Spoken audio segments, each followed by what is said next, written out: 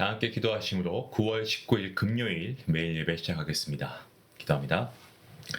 사랑과 은혜가 풍성하신 하나님 감사합니다. 오늘도 주님께서 매일 예배를 통하여서 말씀을 통한 주님의 은혜 가운데 우리가 나아갈 수 있도록 우리의 믿음을 붙잡아 주시니 감사합니다. 이 예배가 우리의 습관이 되지 말게 하시고 우리의 의무가 되는 것이 아니고 살아계신 하나님을 만날 수 있는 귀한 은혜의 시간 되게 하시고 성령 하나님 이 시간 이 예배 가운데 임재하여 주셔서 우리의 심령을 새롭게 하여 주시옵소서. 우리의 찬양을 기쁘게 받아주시고 저희의 기도를 주님 향기로 기억하여 주시기를 원합니다. 또한 말씀을 들을 때 하나님 말씀이 잘 이해되게 하시고 우리의 마음이 열리고 순종함으로 결단하며 주님께 더 가까이 나아가는 변화의 시간 될 수 있도록 하나님 함께해 주시기를 간절히 소원합니다.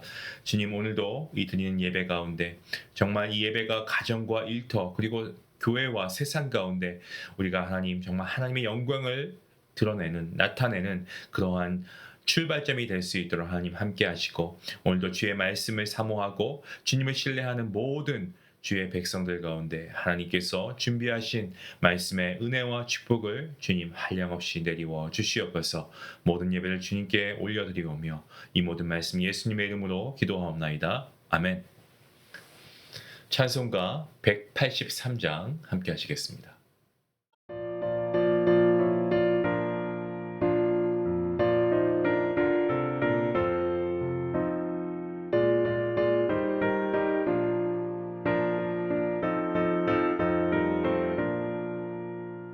빙그레 마른 불같이 시들은 나의 영혼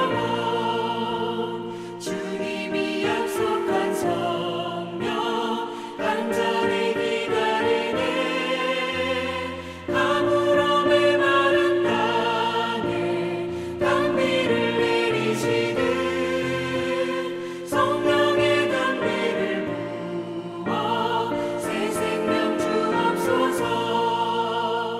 반가운 빗소리 들려 산천이 춤을 추네 봄비로 내리는 성령 내게도 주옵소서.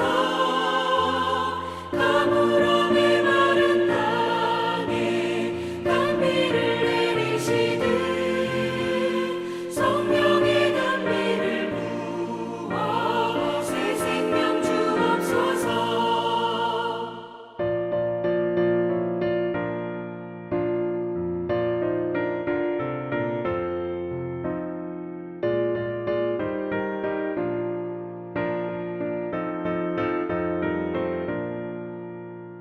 절 따라 우로를 내려 조목이 묻어가니 갈급한 내 심령 위에 성령을 부으소서.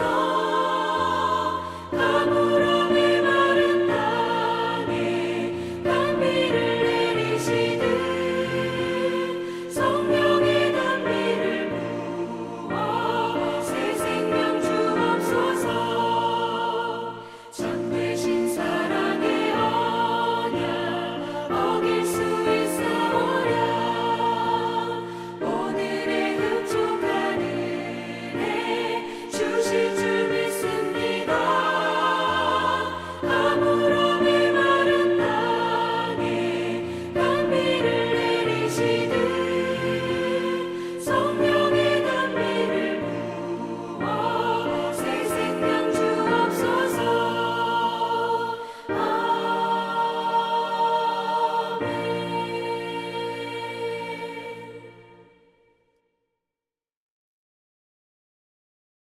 오늘 함께 볼 말씀은 로마서 8장입니다. 8장 1절부터 11절까지의 말씀입니다. 우리 같이 함께 말씀을 읽도록 하겠습니다. 그러므로 이제 그리스도 예수 안에 있는 자에게는 결코 정죄함이 없나니 이는 그리스도 예수 안에 있는 생명의 성령의 법이 죄와 사망의 법에서 너를 해방하였습니다.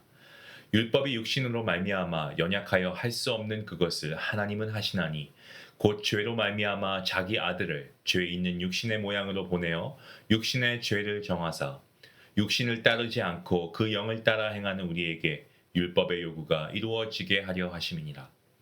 육신을 따르는 자는 육신의 일을, 영을 따르는 자는 영의 일을 생각하나니 육신의 생각은 사망이요 영의 생각은 생명과 평안이니라. 육신의 생각은 하나님과 원수가 되나니 이는 하나님의 법에 굴복하지 아니할 뿐 아니라 할 수도 없습니다. 육신에 있는 자들은 하나님을 기쁘시게 할 수 없느니라.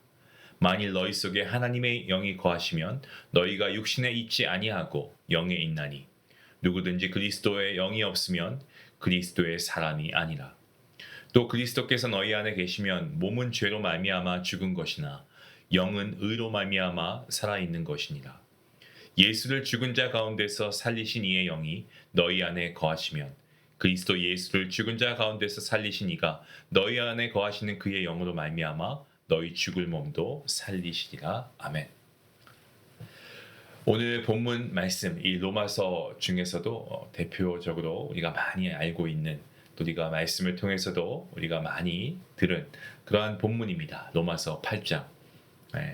제가 초등학교 때 이 말씀을 통으로 외웠던 적이 있는데 그때는 특별하게 말씀의 의미를 깊이 묵상하지 못했던 것 같습니다. 근데 오히려 그때에 반해서 제가 모든 말씀을 다 암송하지는 않지만 이 말씀을 다시 묵상하면서 하나님께서 정말 놀라운 이 말씀의 은혜를 한량없이 부어주셔서 얼마나 감사한 마음이 드는지 모릅니다. 자, 오늘 이 본문 말씀을 시작할 때 그러므로라고 시작합니다. 이 접속사인데요. 이 단어는 단순한 연결하기 위한 어떤 연결어가 아니고 접속사가 아니고 앞에서 전개된 어떤 이 바울의 신학적 진리를 바탕으로 새로운 어떠한 선언이 주어지고 있음을 우리에게 보여주고 있습니다. 우리가 앞서 읽었던 로마서 4장 25절 말씀에서 바울이 이렇게 이야기합니다. 예수는 우리가 범죄한 것 때문에 내줌이 되고 또한 우리를 의롭다 하시기 위해서 살아나셨다라고 말하죠.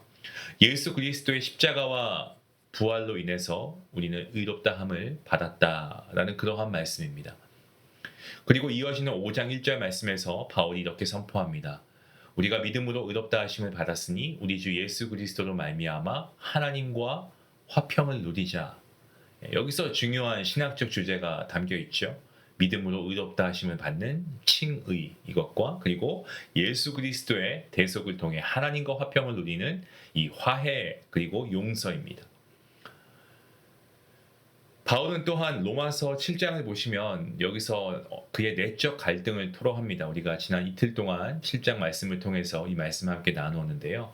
뭐라고 합니까? 그가 스스로 나는 공고한 사람이다. 이 사망의 몸에서 누가 나를 건져내랴라고 외치면서 인간 존재의 어떤 깊은 무력함을 고백하지 않았습니까?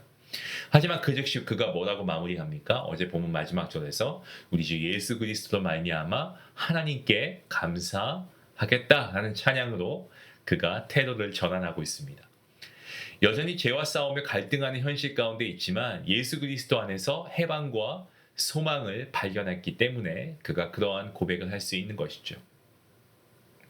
이어지는 오늘 본문 말씀 1절과 2절, 8장의 1절과 2절 말씀은 이렇게 선포합니다. 그러므로 이제 예수 안에 있는 자에게는 결코 정죄함이 없나니 이는 그리스도 예수 안에 있는 생명의 성령의 법이 죄와 사망의 법에서 너를 해방하였습니다. 자, 이 두 1절과 2절 말씀에도 이 두 가지 신학적인 핵심이 담겨 있습니다. 첫 번째로 예수 그리스도의 대속으로 인한 그러한 무죄의 선포죠. 그리고 두 번째로 성령의 법으로 말미암은 자유함, 이 해방입니다. 정리하자면 앞서 로마서 5장 1절에 의롭다 하심은 칭의이고 오늘 8장 1절에 정죄함이 없다는 말씀은 예수 그리스도의 대속을 의미하고 있습니다. 이 정죄라고 했을 때 이것을 카타크리마라고 하는데 원어로 이 법정에서 유죄 판결을 선고할 때 쓰는 단어가 바로 이 카타크리마라는 단어입니다. 하지만 예수 그리스도 안에 있는 자는 더 이상 정죄당하지 않습니다. 법정에서 무죄 판결을 받은 자유인입니다.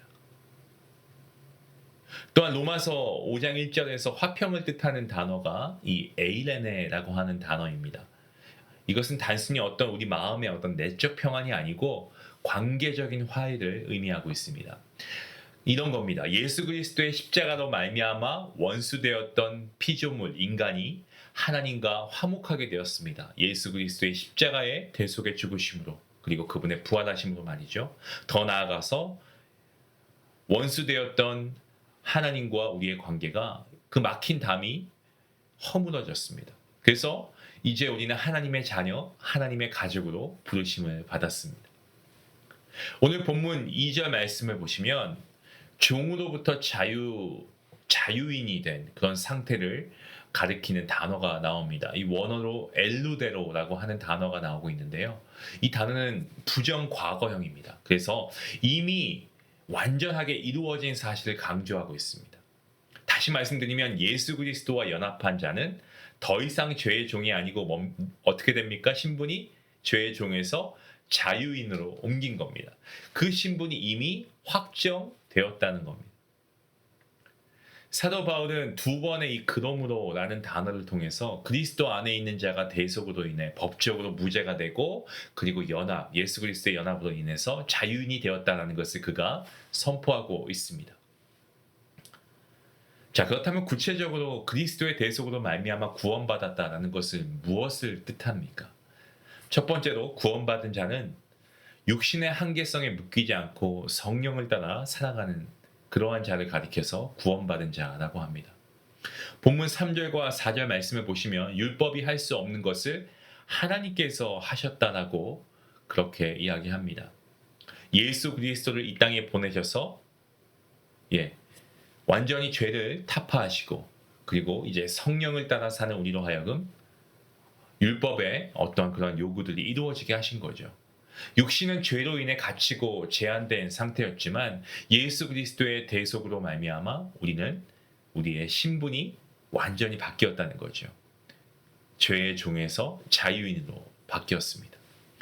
죄책감과 두려움의 감옥에 갇힌 죄인이 아니고 하나님의 자녀로 자유롭게 우리가 살아갈 수 있는 자유인이 된 거죠. 두 번째로 이 구원받은 자에 대해서, 구원받은 자는 그리스도의 영을 생각하며 살아가는 자인 것을 언급하고 있습니다. 본문 5절과 6절, 7절, 그리고 8절까지의 말씀은 육신을 따르는 자와 성령을 따르는 자를 분명하게 구분하고 있는 말씀인데, 육신의 생각은 사망이라고 이야기합니다. 그리고 성령의 생각은 생명과 평안입니다. 예수님께서 세례 받으실 때 하늘로부터 들린 음성, 너는 내 사랑하는 아들이라, 내가 너를 기뻐하노라 라는 그 말씀처럼 성령 안에 거하는 자는 언제나 하나님을 기쁘시게 하는 일을 생각하고 언제나 하나님이 기쁘시게 하는 일을 선택합니다. 그러니까 삶의 방향과 목적이 근본적으로 바뀐 겁니다. 구원받은 자는 성령이 거하시는 사람입니다. 본문 9절과 10절, 11절 말씀을 보시면 이 그리스도의 영이 없는 자는 그리스도의 사람이 아니다라고 분명하게 바울이 이야기하고 있습니다. 자, 여기서 반복되는 단어가 있는데 거하다라고 하고 있는 단어입니다. 거하다. 우리 인생이 집이라고 한다면 그 집에 누가 거하시는지가 우리의 정체성을 결정합니다. 성령 하나님께서 거하시면 우리는 하나님의 소유이고, 우리의 몸은 더 이상 썩어 없어질 육체가 아니고 부활의 영광에 참여할 몸으로 변화되는 것입니다. 우리의 몸을 가리켜서 성령의 전이라고 하죠. 우리의 몸은 성령의 전이고 동시에 부활의 약속을 품은 거룩한 성소이기도 합니다. 오늘 말씀을 통해서 우리는 두 가지를 깊이 생각해 봐야 하겠습니다. 첫 번째로, 죄에서 해방된 이 자유인이 되었다는 것은 어떤 방종을 의미하는 것이 아닙니다. 내 마음대로 살아도 되는 것이 아닙니다. 하나님의 말씀, 성경이 말하고 있는 자유는 죄와 사망의 권세로부터의 자유이고, 세상의 권세가 우리의 선택을 억압할 수 없는 자유를 가리켜서 자유라고 이야기합니다. 설령 세상에서 핍박을 받는다고 해도 우리는 영원한 존재로서 하나님의 자녀가 된 그러한 자유를 누리게 되는 것입니다. 때문에 자유인은 아무렇게나 사는 사람이 아니고 오히려 책임감을 가지고 하나님을 기쁘시게 하는 선택을 하는 사람입니다. 또한 둘째로, 우리의 몸은 단순히 썩어 없어질 육체가 아닙니다. 우리의 몸은 성령이 거하시는 전이고요. 그리고 우리가 모두가 부활하게 될 그날, 예수님께서 부활하신 것처럼 예수님이 이 땅에 오시면 우리의 모든 육체가 부활할 것입니다. 예수님의 부활하신 그 부활의 능력이 우리에게도 나타나는 거죠. 부활의 몸으로 우리는 변화된 것입니다. 때문에 우리는 몸을 단순히 어떤 건강이나 외모의 차원에서만 가꾸는 것이 아니고 우리의 몸을 하나님께 거룩한 산 제사로 드릴 필요가 분명히 있죠. 지금의 몸은 하나님께 영광 돌릴 예배 도구입니다. 그리고 장차는 영원한 부활의 증거가 될 것입니다. 사도 바울은 결론적으로 그러므로 라는 선언을 통해서 복음을 다시금 선명하게 증언하고 있습니다. 우리는 예수 그리스도의 대속으로 인해서 우리의 죄가 정말 정하게 되었고, 그리고 예수 그리스도와 연합하여 우리가 죄의 종에서 자유인이 되었습니다. 성령 하나님이 우리 안에 거하시고 우리의 생각과 삶을 새롭게 이끄시는 줄로 믿습니다. 때문에 오늘도 우리가 이 사라질 육체에만 집착하지 않고 우리가 부활의 영광을 바라보고 성령 하나님의 인도하심을 따라 살아갈 수 있기 원합니다. 우리가 그러한 삶을 살아갈 때 우리 안에 참된 자유인의 삶의 은혜가 우리 안에 있게 되는 줄로 믿습니다. 이러한 삶을 살아가시는 거룩한 주의 성도들 될 수 있기를 주님의 이름으로 축원합니다. 기도하시겠습니다. 하나님 감사합니다. 우리가 때론 죄책감으로 인하여서 혹은 소외감으로 인하여서 그리고 우리의 가지고 있는 한계성 이런 것들로 인하여서 우리가 두려워하며 죽음의 공포에 노예가 되어서 살아갔던 우리의 모습을 하나님 앞에 내어놓습니다. 예수 그리스도의 보혈로 말미암아 우리가 죄로부터 죽음의 노예로부터 자유케 되었음을 우리는 분명히 믿습니다. 주님 감사합니다. 아버지, 도저히 스스로 용서할 수 없는 죄책감에 도저히 벗어날 수 없는 불안감에 사로잡혀 있다 하여서 우리가 이 땅에 있는 동안에 낙망하거나 포기하지 않도록 주님, 우리의 믿음을 주님께서 붙잡아 주시고 오히려 하나님의 말씀 앞에 우리가 죄인이고 노예임을 고백하며 하나님의 도우심을 구하는 우리 모두가 되게 허락해 주시옵소서. 그래서 오늘 성경에서 말씀하는 참된 자유인으로서 정말 책임감 있는 그리스도인으로서 부활의 영광에 참여할 그날을 소망하며 오늘 우리가 믿음으로 당당하게 살아갈 수 있는 우리 모든 중앙교회 성도들 되게 주님께서 복내려 주시옵소서. 감사하며 예수님의 이름으로 기도하옵나이다. 아멘. 오늘 말씀 생각하시면서 우리가 함께 기도하며 나갈 수 있기 원합니다. 성도는 자기의 힘과 자기의 의지만으로 죄를 완전히 이길 수 없음을 우리가 먼저 인정해야 됩니다. 바울이 고백한 것처럼 우리가 선을 원하지만 원치 않는 죄를 행하는 연약한 존재라는 것을 우리가 인정해야 됩니다. 때문에 우리가 예수 그리스도 붙잡아야 되겠죠. 왜 그렇습니까? 예수 그리스도 안에 있는 자에게는 결코 정죄함이 없기 때문입니다. 여러분, 죄책감 속에 주저앉지 마시고 날마다 주님의 은혜를 사모하시고 죄와 싸우고 성령님의 도우심을 구하며 살아갈 수 있기를 함께 기도하시기 바랍니다. 우리 말씀 생각하시면서 함께 기도하시겠습니다.